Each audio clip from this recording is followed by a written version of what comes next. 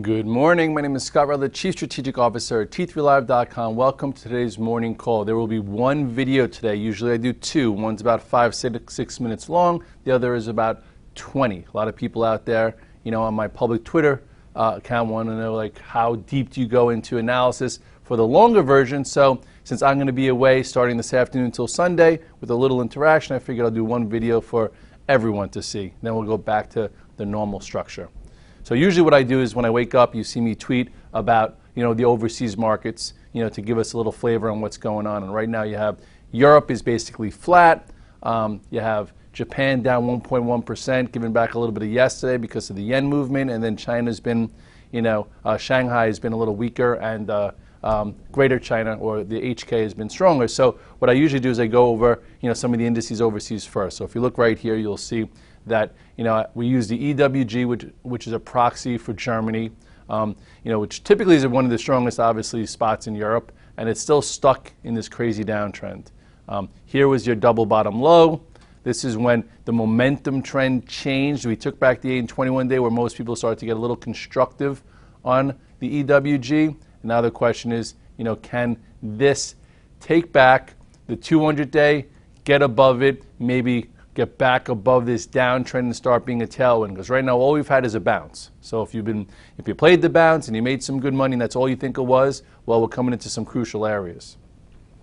If you look at the Hang Seng, okay, very similar. It was in a downtrend, a headwind for multiple months, and now for the first time after taking back the momentum trend. What's a momentum trend, you might ask, Red Dog? Well, first, this is your crazy downtrend, which it's been in for quite some time till it finally, pretty much broke it here. Then you had this trend off the lows. Okay, so it wound up becoming a bit more of a tailwind versus a headwind, and then really, the trend changes when you get back or the active one does, when you get back and stay above the 8-day moving average. And that's what it's been doing pretty much since around here, and now it's above the 200-day moving average for multiple sessions. So that means maybe on a macro level, institutional support's a little bit better. So at this point, overseas, the bounce has helped our markets, and now the question is it for real and can it be sustained, which could give us a bit more further, or more follow through, because right now the indices themselves have been a pain in the you-know-what. Okay, you look at the macro chart here of the S&P, and listen, you've been accumulating this thing or putting monthly funds in for 5 years, 10 years, 15 years, 20 years. Congratulations, your statements are going to be at new highs again. Okay, if you were looking for a new high above the 2-year range, you got a fast one. And now the question is, does this consolidation that we've been in for over 2 weeks now wind up giving us another trade to highs? And that's what I think active traders are trying to figure out here. And it's been very choppy. They haven't been able to break the 8-day and break it down, but they also haven't been able to break it out. And in the meantime, the 21-day has been moving up, and we've worked off the overbought conditions. So, at least we have a range here to figure out what's next. Here is support 1, support 2, support 3. This is what we're looking at as active traders. If we hold support 1, chances are above 2175. You get that measured move that we've been talking about, well north of 2220. But the question is, from here, or from here? We shall see. As far as sector rotation, there's been a lot of it.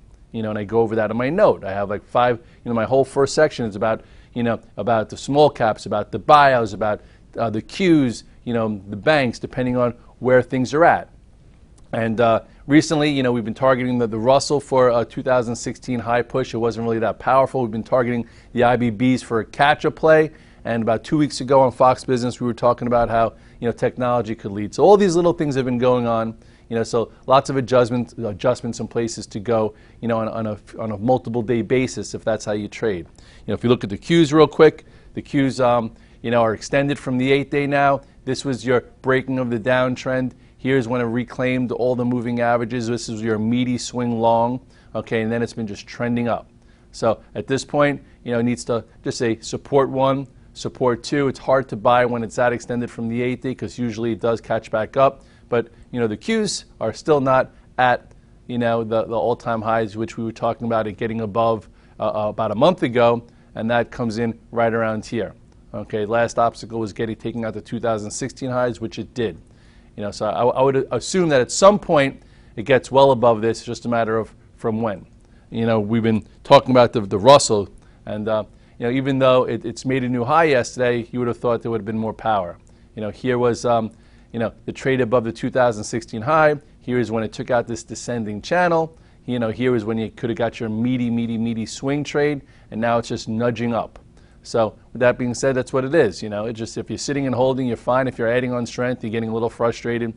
And if you're shorting on weakness, it hasn't happened. So the 8-day has been the roadmap, and then here's your 21-day underneath, which strong moves still are deemed strong above the 21-day, so don't get too spoiled.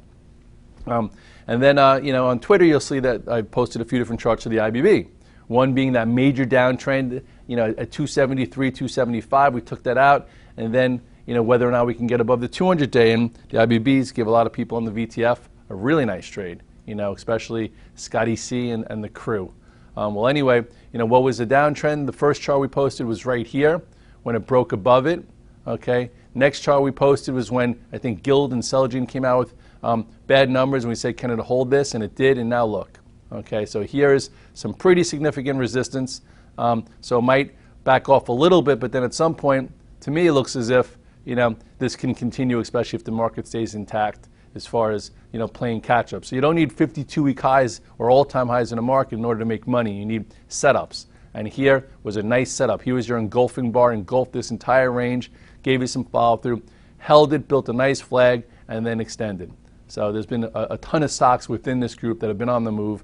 I'm not going to get into all of them now, but for as far as ETF, that's been good. LABU also has been very good for a lot of people, just getting above this longer term lower channel, and it does seem like it can continue. Here is that spot. This was not where we recommended buying it. It really more was down here. Okay, now it's going, and it seems like you could just trim and trail it and figure it out. If you want to see where this came from a heck of a lot higher. So this is just one leg where it broke down from. So if it gets back to here, that's a nice move, and that's where the 200-day is there. Just also shows you how the IBB is taking back the 200-day this 3 times. Think about all this decay. So 2 times and 3 times ETFs are good for trades and not good for investments. All right, so now again we're in earnings season, and let's talk individual stocks a little bit. I usually go over high beta tech names, the whole big bunch of them, because that's where we typically focus on to trade. So Netflix was the first one that actually disappointed, but it didn't fall apart. It's not leading the market, but it did not break and close below this big support, which we focused on after the earnings. Okay, then remember that it turned up here, the news of an insider buyer, and now yesterday it gave you actually a two-way trade. Gave you a quick little short, cute one below the pivot, and then a buy, and now has another inside range. So maybe there's another trade here above this to fill a bigger portion of the earnings gap. For some reason, it's always hard to press Netflix short, but it doesn't mean there's crazy momentum. But there's little trades here, it moves. So here below yesterday, I think we made some money short, and then some guys went back long and it took back 90.90, and now with a little bit of time, maybe it gets above that. Not a leader by far, but on the note every day, things to do actively there. Sometimes it's better than others. Then we go to just say, let's go. Where do we want to go? We got to go. I guess we'll go. I could talk. Amazon and Google that have numbers after the close. First, let's just take a quick look at Apple. Apple, the report. Everyone ratcheted down all the numbers, everything. Okay, and rightly so. I didn't see anyone really do any big upgrades. I didn't think that they would have a good report, and it was better than some feared. Okay, Apple has done absolutely nothing. It's been a laggard stock, pretty much for almost 2 years. So the question is, does this descending channel here pose resistance, or does after a little bit of time, does it break above and start a new move back to just say 112? Okay, that would be good. That would give us some trades. What do we do actively? Yesterday it opened up and closed near the lows, but look where it came from. It has a big gap, so you never know how much of this gap's going to stay unfilled. So I got to think about what happens here next. And to be honest, I don't truly know. All I know is we were right here prior to a few days before the earnings. So really at 103, we're only 3 points higher, and they actually had a decent report with what, a $42 billion 40 million iPhones and 42 billion in revenues. So we'll see if the dividend, the buyback, and the fact that that quarter is behind it, and now we can look forward to the iPhone 7, 7 Plus. So here's your pivot. Okay, a few things could happen. One, you could hold above 102.75, have a few inside days, and then you could be a buyer once you close above this spot, which is 104.35. So the best, easiest scenario would be to hold 102.75, turn up today, and then take this out. You could add to it, and then maybe hold for a swing trade versus gap. Another scenario is today it pushes into 102.75. There's price discovery. Who knows how far down? Maybe it's 50 cents. Maybe it's a point. Maybe it's more.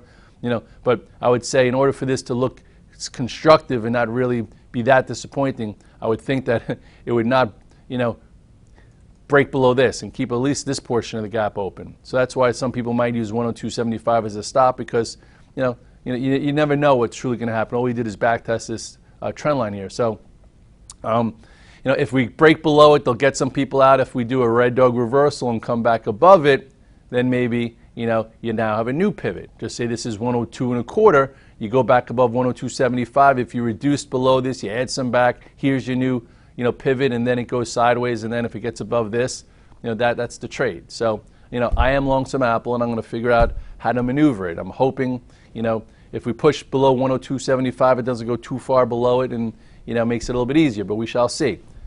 My gut tells me. I'm not sure if we see 110, 111, but I think if it does, we hold that. And so I would say the next 3 points I don't know, but the next 5 to 8 points I would think would be higher from this spot. So whatever that means I think we get 112 before we get 105. But I'm not sure if we get 110, 111 before turning back up. So whatever that means to you, that's my quick thoughts there. So now let's go to just say Facebook. Facebook came out with really good numbers. What a stock. We've been talking about this thing. It's been on my note every single day since coming public. And I'd say 90% of the time it's always been to the long side. So if you were an investor, when you saw this cup and handle pattern happen and you believed in it, even if you didn't accumulate it here, when it broke above the IPO high and held it right there, what a friggin' trend. I know they say the market's rigged against you and it's made for you to lose, but if you've been an investor in Facebook, even if you bought the new issue here, you've had a triple, if not more. And if you've been trading it actively, you've been following the trend, and the trend's been real strong. There's been a few times, maybe here was your flash crash gut check, but it's been above the 8 and 21 day for probably 80 to 90% of the time, which has usually kept us looking long versus short. So now today, what's it going to do today for the active trader? So for the active trader, it really didn't get to 125 yesterday. Got more towards 123, so that's some support. Last night, it did hit, 133. So 133 was last night's high. So the question is, with it at 130-ish now, you have a big gap that you don't know if it's going to get filled. You don't know if it's going to get back towards yesterday's high. So if you're not in Facebook, I would let it sift out. Let today's candle form. Does it give you a candle like this, and then you have a nice gap, and then you could be longing for maybe another move moving forward, or does it open up and close in the lows and then work its way down, and then we figure out what's next? I don't know. All I know is it was a very strong quarter. It's at all-time highs. It's always good to take a little bit off there if you've been a long-term investor for multiple years. You know what? Congrats to you. If you're, again, today, maybe there's a cute short versus a 15, 30-minute high, and then maybe even once it puts a pivot low in, you could buy versus that, or let the candle show its face, and then we trade thereafter, once, we have that price discovery. Tonight we have Amazon and we have Google. Okay, Amazon's been an unbelievable stock. Basically, same thing as a Facebook. It's created wealth for anyone that's trusted it, who stayed with it. You go to the weekly chart, wowzers. Market is not rigged against the investor in Amazon. And at this point, it's been above the 200 days. So that shows you it's always had institutional support. It's had major inflection points, so many times along the way. And at this point, the question is, will earnings be enough to take it to all-time highs again? So if you're an active trader that trades it, for cash flow, listen to the report, okay? And if they beat handily and they talk about guidance and they talk about a split, which they haven't done, maybe they'll do. here's your pivot. Okay, just make it simple. If it gets above and stays above 757 in the first few minutes, get long. Okay, if it hovers above it and then gets back below it, get out of the way. But if it stays above it and continues to go, it hasn't really done much in the past month or so, and it really hasn't really done much in the past 2 months. So it could get above this and go. If it's just in line or misses a little bit, it's priced for perfection. And then here's your support. Support is close to 680. So 680 that would be a spot, and that's how you should have it outlined. Google last quarter, it was positioned for new highs, and they missed. I don't know, what they're going to say or do this quarter, but it's going to have to be, a beat and very optimistic call in order to take out this channel. Okay, investors in Google are doing just fine, and technically you just had to move from the lows. A lot of little trades along the way, and at this point, write down same thing, 790, and then what is this? 810, 790, 810. It's going to have a sick report.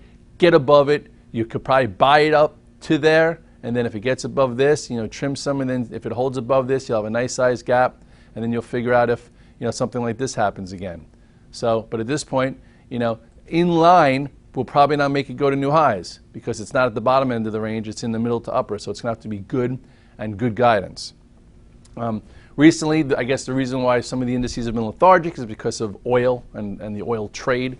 Oil has gone from 51 down to friggin' almost 42. So, it's down a little bit today. I tried to catch a red dog reversal yesterday. It didn't work. I'm trying to do it in the UWTI because, there's a little bit more movement there versus the USO. You don't have to take a gazillion shares. For those of you who basically, sold it when this accelerating trend broke and went below the 8 and 21 day retested and failed, you have the luxury of figuring out if you could, I guess, use this pivot as a spot to get a cute long at. So write down this. The low yesterday's 1895. It was as high as 42. So if you're looking for just some kind of scalp oversold trade, here's another level there, and maybe it happens soon. That would be better for the overall indices. Otherwise, volatility picks up.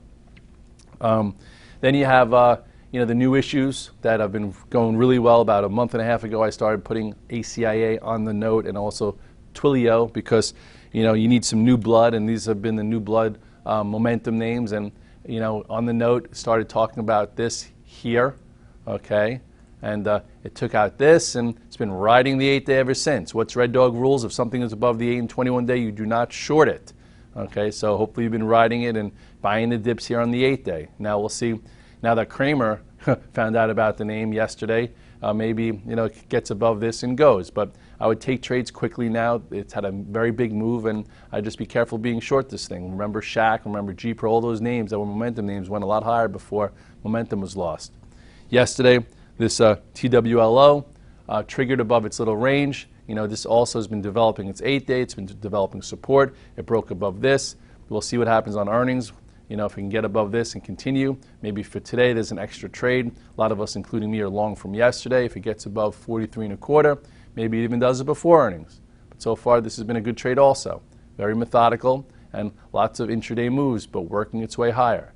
Get to know these type of names early so you feel comfortable with them later.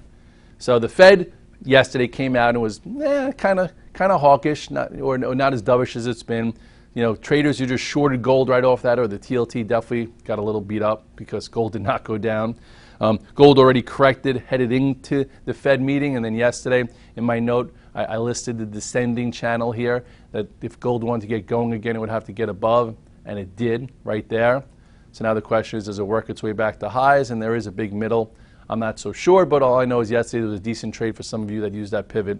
Not much follow through this morning, so see what happens there next. GDX also, I came out with a note, or on Twitter saying, if you've been shorted into this spot, you probably want to cover. Okay, and if you covered, great. If you went long, even better. Here was yesterday's pivot we talked about in the note, and now the question is, does it get to highs there? And then the TLTs also, priced in, I guess, a tiny bit more of a hawkish Fed, and now look at it breaking above this spot. So still lots of room towards the highs. I don't know how quickly it gets there, or if it gets there, or if it makes a lower high, but all in all, so far didn't get hammered on a hawkish Fed. And the banks didn't get a big push like some would have thought. It's still hanging here in this range. The XLF, I guess, was dealing with the Deutsche Bank news and still just in that spot above the 8-day, though, and looking like it could go if it wants to. So some things traders are asking themselves, can these upper ranges hold? Some sectors have been consolidating for almost 2 weeks now after a fast and furious move. Usually a fast and furious move doesn't lead to a rollover, it leads to a little bit more follow-through, but we shall see. Lately, the last week or so, it's been all about the stocks. It's been all about the earnings and trading those names. You even had that great reversal in FCX, and you had the continuation in X, and you had that situation for guys who Caterpillar came out with bad numbers and all of a sudden went from down 40 cents, held the 21-day and took off. So there's been a lot of individual movement in names, and it's been definitely different in stock specific. Look at Caterpillar making highs here, and then you go and look at McDonald's getting hit, getting down, so it's very specific. So the question is, where do you want to be? What are you comfortable trading, and how do you want to trade it? So, but all stocks and all sectors aren't created equal right now. So just make sure you know that. Don't trade one sector because of another, et cetera, et cetera. So with all that said, Amazon, Google tonight. We'll see how Facebook responds, and if it holds this gap up, well, hopefully Apple hangs in there and gets back in the game. We'll see if the upper floor holds in the S&P and the small caps, if they can get any more power. We'll see if we can find that little tradable bottom in oil today. And keep moving around. We're coming into August, and when earnings season dies down, a lot of people go away. There's a lot less volume. It's very easy to overtrade, and if you find yourself doing that already, stop it. Go out, go to the beach, go clear your head, go to the mountains, do something to make yourself happy. So this way, come the fall, the fourth quarter, when things definitely are on the move, and most traders make their year in the fourth quarter, you're in a better state of mind to take advantage of it. Have a great day trading. I will be on Twitter, and I'm not going out of the country. I'm just not going to be at my desk this afternoon or tomorrow. Talk to you soon.